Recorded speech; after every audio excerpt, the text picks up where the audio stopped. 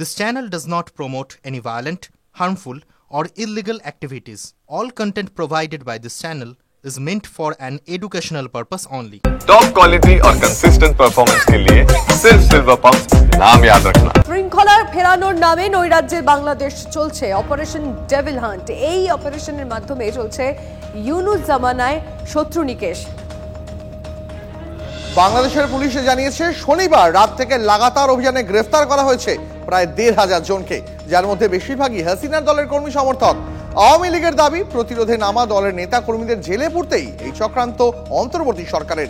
ইউনূস সরকারের হুঁশিয়ারি, সব শয়তানকে নির্মূল না হওয়া পর্যন্ত অভিযান চলবে। আরো বিস্তারিত জানবো এই মুহূর্তে আমাদের সঙ্গে সুমন কল্যাণ ভদ্র রয়েছেন। সুমন, অপারেশন ডেভিল হান্ট এই মুহূর্তে চলছে বাংলাদেশে, আরো বিস্তারিত ইন ডিটেইলস জানতে চাইবো তোমার কাছ থেকে। দেখো, অপারেশন ডেভিল হান্ট শুরু হয়েছে পরশুদিন। কখন শুরু হয়েছে?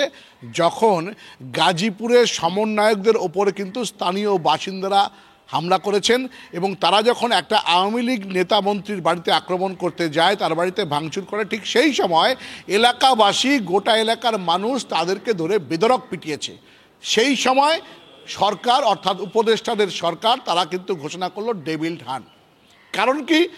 যে সমস্ত জায়গায় মানুষ প্রতিবাদ করতে নেমেছে, প্রতিহত করার চেষ্টা করছে এই সমস্ত সমন্বয়কদের, ছাত্র যুবদের, তখনই কিন্তু অপারেশন ডেভিল হান্ট। কারণ এদেরকে সেফটি দিতে হবে।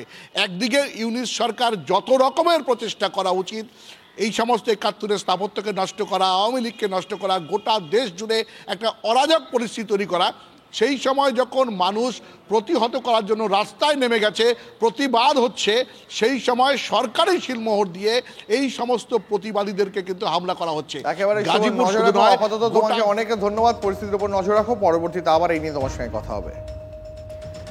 বঙ্গবন্ধু সাধের ধানমন্ডির ৩২ নম্বর বাড়ি ইতিমধ্যেই গুঁড়িয়ে দিয়েছে কট্টরপন্থীরা। কার্যত বাড়ি জুড়ে চালানো হয়েছে অবাধ লুটপাট।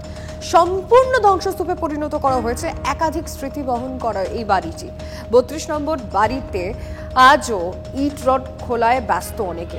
শেখ মুজিবুর রহমানের গুঁড়িয়ে দেওয়া বাড়ির ইট রড ও অন্যান্য সামগ্রী খুলে নিয়ে যাচ্ছেন অনেকে। তাদের মধ্যে বেশিরভাগই নিম্নবিত্ত ও ছিন্নমূল মানুষ। কেউ হাতুড়ি নিয়ে ভবনের অবশিষ্ট অংশ ভাঙছেন, কেউ লোহার রড কেটে নিচ্ছেন, ইট খুলে নিচ্ছেন কেউ কেউ। এসব নেওয়ার জন্য রিকশা ও ভ্যানও আনা হয়েছে।